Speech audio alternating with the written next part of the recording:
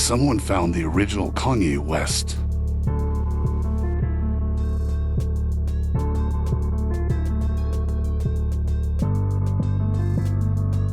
We've heard a lot of interviews with Kanye West. Everybody says, who does he think he is?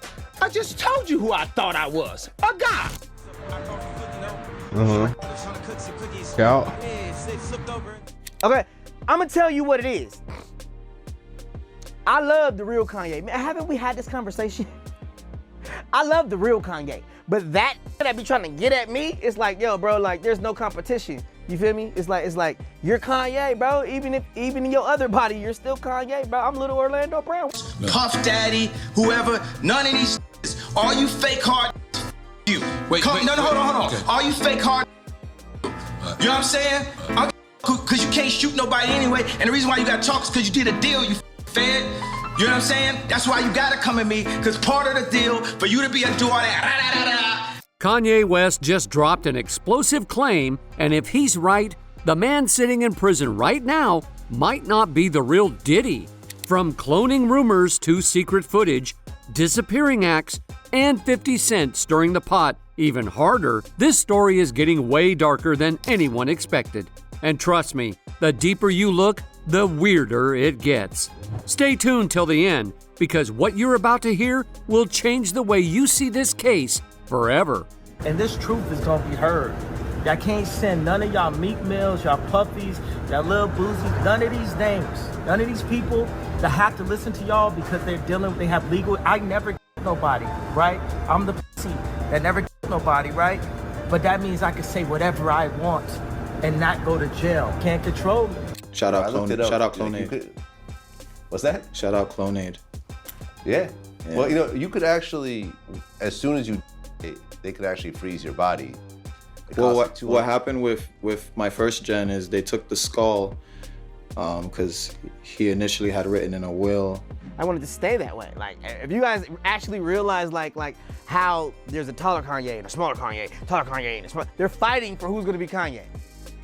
They're fighting for who's gonna be Kanye, dude, right in front of you. And it's like, yo, bro. Kanye West was cloned on stage because while Kanye was performing on stage with Travis Scott, fans quickly realized that Kanye West looked nothing like the Kanye that everyone remembers from before. You understand that if I had taken the medication, I would not be here, and it would have been, he was deeply troubled. We miss him. We love his music, though.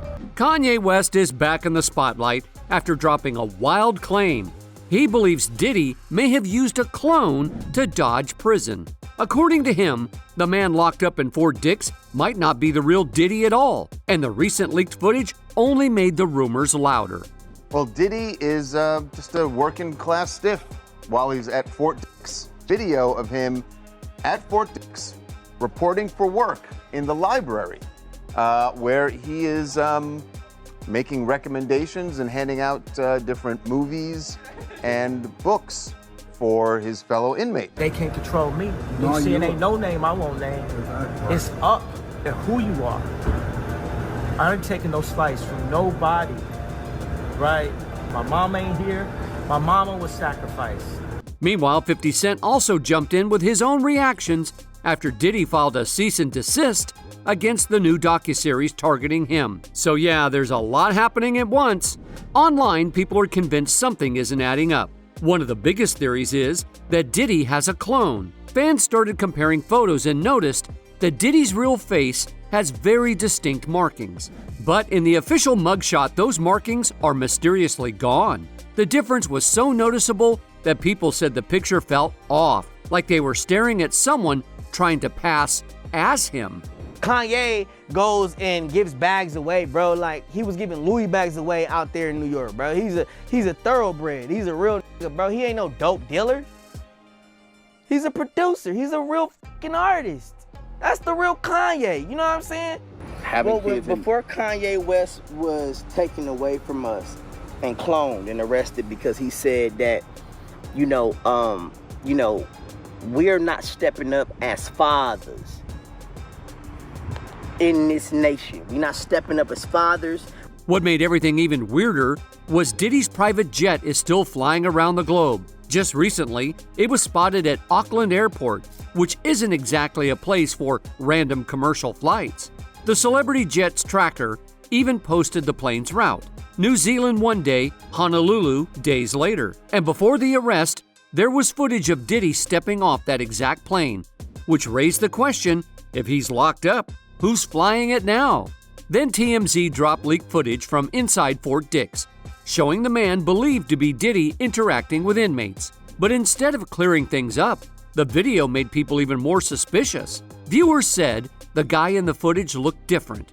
Different moles, different facial structure, even a different energy overall. It almost felt like someone trying to imitate Diddy, but missing key details. Making recommendations and handing out different movies and books for his fellow inmates. I'm really fascinated just by the library itself. But you're seeing him here. This is him reporting to work, taking off his jacket, taking off his scarf, and settling in for a day on the job. The clip shows the alleged Diddy reporting for library duty, taking off his jacket and scarf, and getting to work. He's seen organizing religious items, handing out books and movies, and pushing around a TV cart. The room itself looks like a school library, even though it's inside the prison chapel. It looks like a public school library. Yeah. It's this was the chapel, and this is the media library in the chapel, which is where Diddy's currently working. He's working in a Life Connections program, which is an 18-month program that helps rehab people and get them closer to spirituality, to charity groups. And with that, it will shorten his sentence. But in this media library, reporters explained that this job is part of the Life Connections program, an 18-month rehab course focused on spirituality and self-improvement. It can even shorten an inmate's sentence. Before this, he supposedly worked in the laundry room, so people assumed this new role was a step up or something he requested. Spirituality, to charity groups. And with that, it will shorten his sentence. But in this media library, he helps inmates with religious material, rent out movies, that kind of stuff. You see him pushing a really cart interesting with a TV on it. Yeah, I mean, he was in the laundry room when he first got there. Yeah, this got to be his first This assignment. got to be a promotion. Yeah. It feels like a promotion. It feels like maybe he tried the lunchroom and put in a request for something different. Yeah, it does believe it does sound like mogul. he used maybe possibly some connections to get a better job. But the deeper fans look, the stranger things got. If Diddy is busy reshelving books in prison, then why is his private jet still flying to business hubs, offshore spots, and entertainment cities? The same places he used to frequent. The travel logs didn't match the idea of a man who's supposed to be behind bars. So Diddy had a certain persona before he got in all this trouble. And now he looks very different, very much older. Yes. When he gets out. Does he? Yes. Does he join the Hair Club for Men? No, the Just for Men Club. Just he for still Men. has hair. I don't know what it's called. I mean, you tell me. Behind the explosive new documentary stirring up all this chaos is Diddy's longtime rival, Curtis 50 Cent Jackson, along with director Alexandria Stapleton. Reporters even asked Stapleton how she managed to get her hands on all that footage. She explained that Diddy had a habit of filming everything in his life, even moments with his legal team, which is how so much behind-the-scenes material ended up available in the first place. Diddy's team hit back hard, calling the Netflix docuseries a shameful hit piece built on stolen footage. They even sent a cease and desist, demanding Netflix pull it down. But Netflix responded by pointing to Stapleton's statement, saying the material was obtained legally. And right when things were already messy, Kanye stepped into the conversation again. And this truth is gonna be heard. Y'all can't send none of y'all Meek Mills, y'all Puffies, y'all Lil Boozy, none of these names, none of these people that have to listen to y'all because they're dealing with, they have legal, I never nobody, right? I'm the pussy that never nobody, right? But that means I can say whatever I want and not go to jail. Can't control me. You get what I'm saying? They can control Shaq. They can control Charles Barkley. They can control LeBron James. They can control Jay-Z and Beyonce. But not you, man. But they can't control me. Not You see, it you. ain't no name I won't name. Exactly. It's up to who you are. I ain't taking no slice from nobody, right? I ain't taking no slice from nobody. It's God. That's the only person that I serve. My mom ain't here. My mama was sacrificed. Me too. You understand? Yeah. in the creation of Michael Jordan, what about him? His daddy, right? Bill Cosby, his son, right?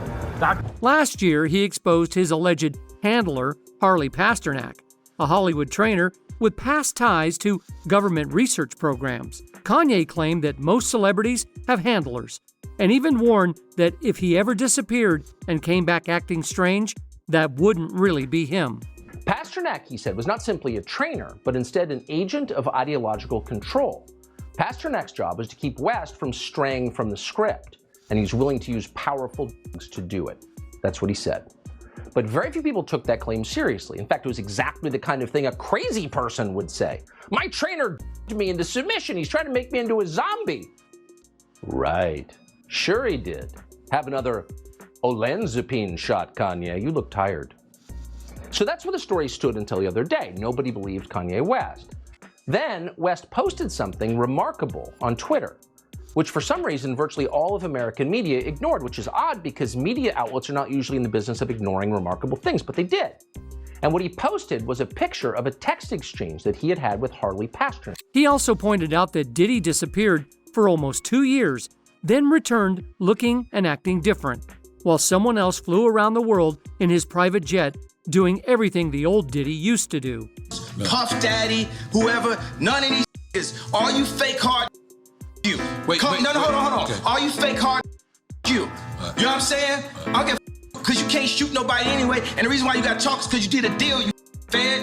You know what I'm saying? That's why you gotta come at me, because part of the deal for you to be able to do all that and get out of jail is that you promise that you're gonna go pull my coat car. So y'all niggas about me. Now let me say it calm. You shut the up about Michael. Right. I'm Michael now. Every Michael you can think of, but mostly Godfather Michael now. Harley Pasternak's name kept coming up because he has worked with so many major celebrities: Ariana Grande, Jessica Simpson, Mac Miller, Brittany Murphy, the list goes on. People online say it's suspicious that an ex-government defense contractor suddenly became a celebrity nutritionist. The whole thing gives handler energy, which is why Kanye publicly called him out. At one point, Kanye even shared texts where Harley allegedly threatened to intoxicate him, hospitalize him, and keep him away from his kids. When I asked them, how much lithium did you want to put me on exactly? It took them 4 days to answer because they were embarrassed about the amount, right? And I refused to take this, right? You understand that if I had taken the medication, I would not be here, and it would have been, he was deeply troubled. We miss him. We love his music, though. Well, they would have Britney Spears too. I mean, look at they would have Michael Jackson. Kanye had also been supporting Diddy from the start of his legal problems. He even appeared in court right after Diddy's name came up in testimony. He spoke with Christian Combs and reportedly told him he'd do whatever it took to help. Not long after Kanye's court appearance, he spoke directly with Diddy and later posted part of that call online. That was the moment things shifted. Kanye suddenly backed off, and fans think he realized something during that conversation. From there, the cloning rumors resurfaced. Hollywood has dealt with these theories for years, and people take them surprisingly seriously. Orlando Brown even claimed Kanye himself had been cloned, and a lot of people believed him.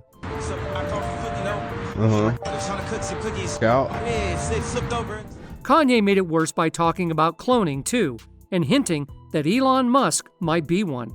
And yes, even Obama got dragged into the chaos when Orlando claimed there were 2 Kanyes, a taller version and a shorter version, supposedly fighting over who gets to be the real one. I wanted to stay that way. Like, if you guys actually realize like how there's a taller Kanye and a smaller Kanye, taller Kanye and a smaller, they're fighting for who's gonna be Kanye. They're fighting for who's gonna be Kanye, dude, right in front of you. And it's like, yo, bro, leave my brother alone. So is this like a nutty professor type of situation? That's stupid, bro. You see Kanye 6 feet tall and see him small, you better catch the small and give him a hug. Of course, Orlando Brown is known for making extreme claims, so he's not exactly the most reliable source. But in this story, even the wildest theories start to sound a little too close to what fans already suspect. He finally got his back, and that's what the real Kanye be in a real place, chilling, eating, no security. That's Kanye. He got his back, and because he got it. The fake Kanye filmed him and was like, "Oh, this ain't Kanye." It's basically what he was saying, bro. And it's like, yo, man, Kanye hops out of $1 million cars, bro, and stands there and takes pictures and then hops in the car and leaves. After Orlando's wild claims, things took an even stranger turn. Kanye later posted a message from his trainer, Harley Pasternak, and the tone of that message really scared people. Harley was the same person who accompanied Kanye during his first hospitalization and medication for bipolar disorder. And since Pasternak also worked with celebrities who later passed away under unusual or D-related circumstances, like Mac Miller and Brittany Murphy, the conspiracy theories grew even louder. Kanye goes and gives bags away, bro. Like, he was giving Louis bags away out there in New York, bro. He's a thoroughbred. He's a real bro. He ain't no dope dealer. He's a producer. He's a real fucking artist. That's the real Kanye. You know what I'm saying? Before Kanye West was taken away from us and cloned and arrested because he said that, we're not stepping up as fathers in this nation. We're not stepping up as fathers. We don't know what we're doing as fathers because our fathers was taken from us. When he said that, he was gone from us. You know what I'm saying? The white pastor, you know what I'm saying? Goldstein or whatever his name is, you know what I mean? And he was standing there telling us. Joel Osteen? Yeah, and he was standing there telling us what was going on. And I was like, yo, man, you know what I'm saying? Like, yo, like, that makes sense. And he put the hit out on that man visibly to save his in his whole empire, to keep on mass manipulating. Then we didn't see Kanye West and his body no more. Then came the moment that blew up online. Kanye calling Elon Musk a half-Chinese clone, supposedly engineered the same way people claim Obama was. Kanye West had a lot to say and leaked text messages to Elon Musk and even claimed to have autism. He sent a screenshot to his friend Ian and said, "Get this out to the public." The messages to Elon say, "When are we gonna speak? You owe me nothing. You never have to speak to me again. But if we do speak, the nature of the relationship has to change. I'm not bipolar. I have signs of autism from my car accident. You can't watch Kim keep my kids from me and not say anything publicly and then call yourself my friend so I can bring my audience to a struggling platform." God, this guy always has something interesting to say. Talk to Obama still. Soon as I wasn't saying the things that I was supposed to say as a rapper, our connection faded. So you don't talk to him anymore? I'll talk to him if I see him. Yeah. But I guarantee you he see me. I didn't even know that, man. I just thought that sounded cool. And suddenly, Kristen Cavallari joined the conversation too. On her podcast, she said she truly believes celebrity clones exist, pointing to Kanye's physical changes and his long disappearance from the spotlight. She talked about remembering the old Kanye and claimed the current version didn't look like him at all. Her co-host joked about Hollywood canceling her, but she stuck to her story. Then things got funnier. The TikTok clip of her talking about clones was taken down. Instead of calming things down, it only made conspiracy fans more convinced something was happening. A panel later said TikTok probably removed it for guideline violations, but even they wondered what rules she actually broke, unless talking about the Illuminati counted. Kristen didn't stop with Kanye. In later episodes, she suggested Britney Spears might also be a clone, and said Britney even reached out after hearing the rumor. At that point, people were debating whether Kristen was exposing Hollywood or just accidentally pitching a sci-fi show. But others argued these theories weren't as crazy as they sound. Diddy had long-standing connections to federal agencies, and two separate insiders claimed he cooperated with the feds. One analyst said that even if Diddy did cooperate, a little nobody avoids human exploitation charges unless they hand over someone huge, someone on the level of John Gotti. They explained the investigation was so secretive that even some of the agents at Diddy's raid weren't told whose house that they were hitting until they arrived, just to avoid leaks. Rumors also suggested Diddy was paying off law enforcement through his head of security, who once worked for Michael Jackson. But another expert dismissed that, saying powerful figures often surround themselves with people connected to law enforcement for protection and influence, not bribery. They compared it to how Diddy built relationships with major brands like Diego and Estee Lauder to expand his image outside of music, similar to Epstein's strategy of surrounding himself with politicians and billionaires.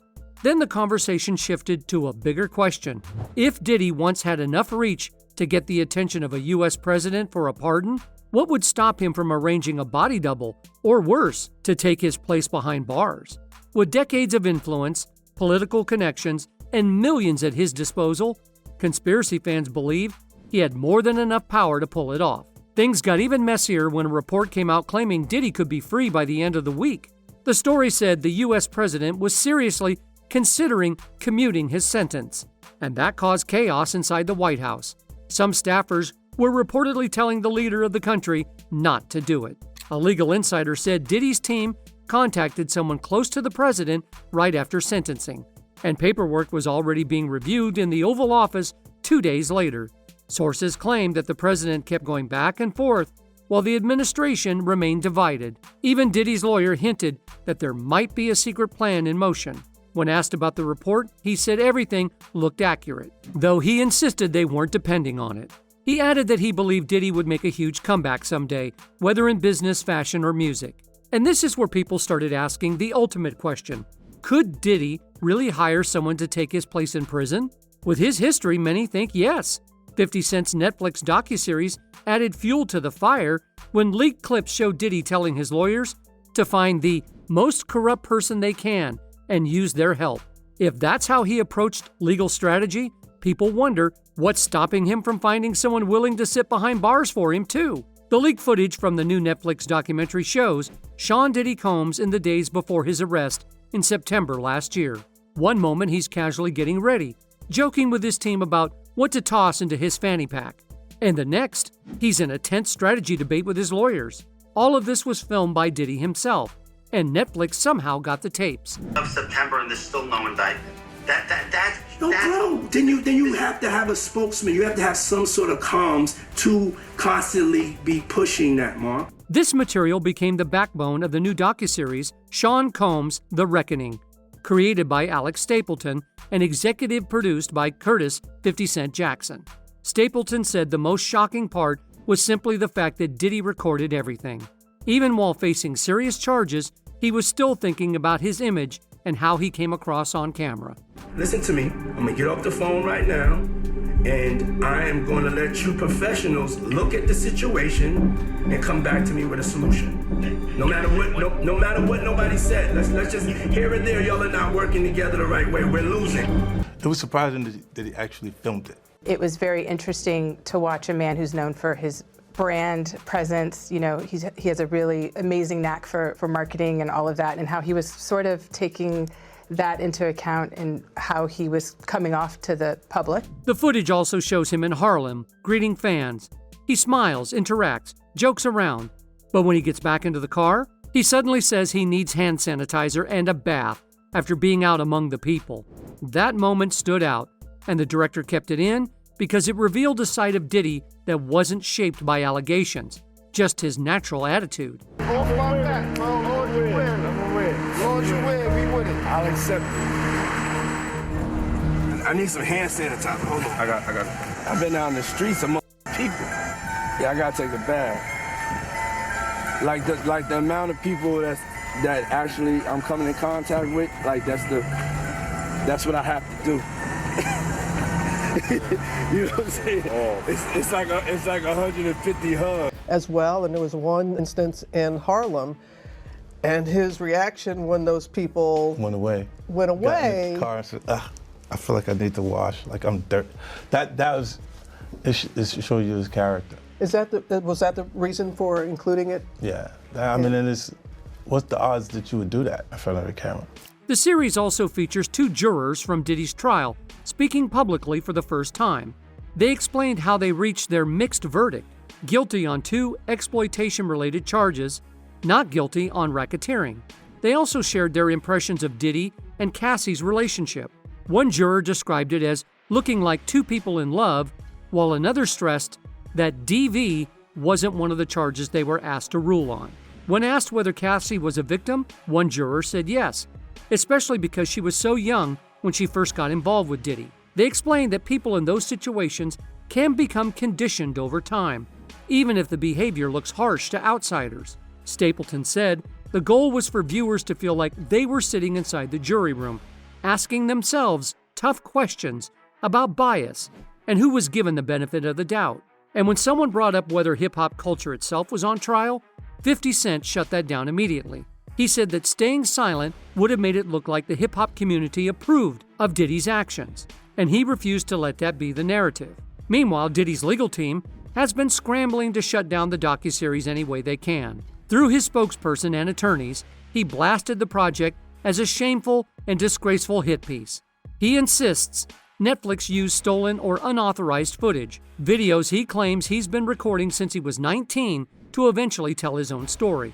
According to him, the documentary is using clips that were never supposed to see daylight, including moments where he talks to his lawyers about handling dirty business. His crisis PR team doubled down and told major outlets that the never-before-seen footage wasn't legally obtained.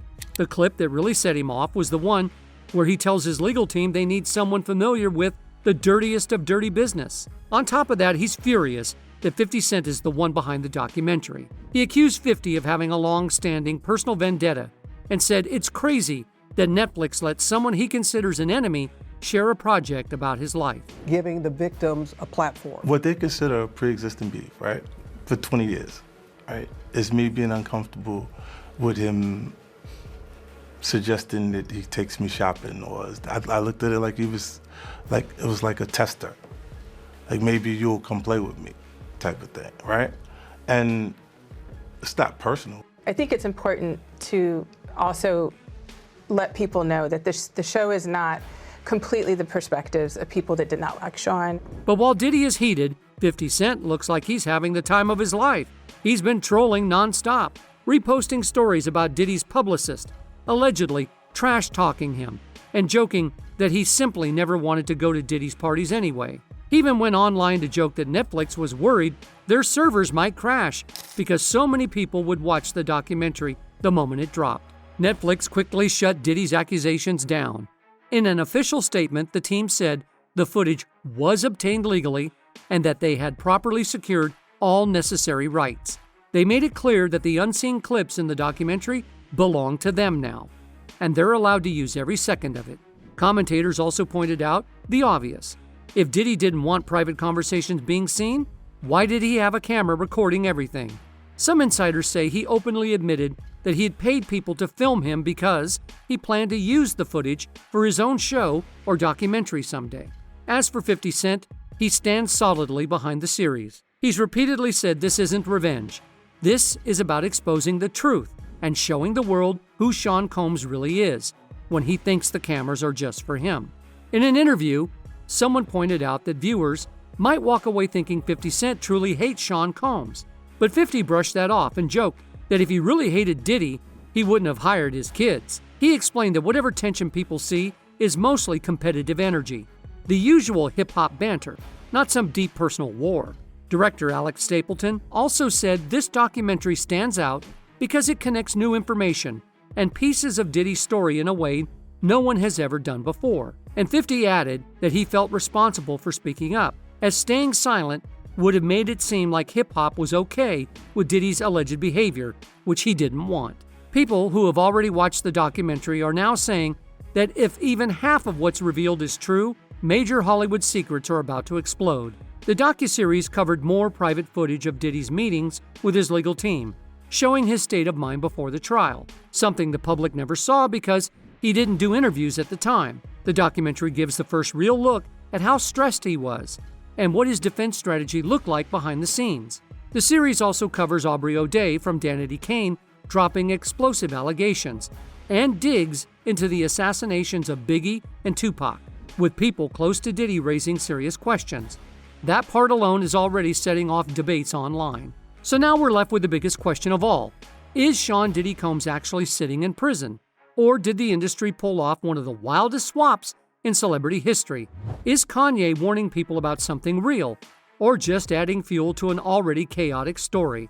With body double theories, political power moves, federal deals, and hidden footage in the mix, one thing's for sure. This story is far from over, and the internet is only getting started.